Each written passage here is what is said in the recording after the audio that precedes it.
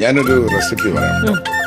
നല്ല എള്ള് കഴുകി ഉണക്കി പൊടിച്ച് കരിവേപ്പിലയും വെളിച്ചെണ്ണയിൽ വറുത്തെടുത്ത് നല്ല നാടൻ കരിവേപ്പില എള്ളും നല്ല തേങ്ങയും കൂടെ അരച്ച് വേണമെന്നുണ്ടെങ്കിൽ ബദാം യൂസ് ചെയ്യാം. വേണമെങ്കിൽ എള്ളുണ്ടയാക്കിയെടുത്ത് അത് ഹെയർ ഗ്രോത്തിന് ഒരുപാട് ഹെൽപ്ഫുൾ ആവും എന്ന് ഞാൻ പറഞ്ഞ ഡോക്ടർ എന്ന് പറയും. തള്ളിക്കളയൂല.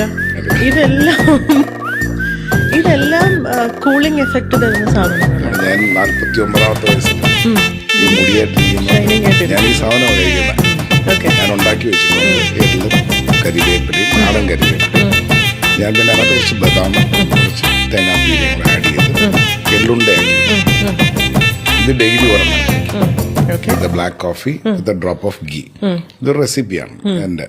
ഞാനിത് ഇപ്പോഴാണ് ഇത് അനൗൺസ് ചെയ്തത്. കാരണം പലർക്കും ഹെയർ ഫോൾ ഉണ്ട്, പലർക്കും ഹെയർ സസ്റ്റൈനബിൾ ആവാറില്ല. നമ്മുടെ ഡോക്ടറുടെ ഹെയറും വളരെ ഭംഗിയുണ്ട് കാണാൻ, എടുത്തു പറയേണ്ട കാര്യം.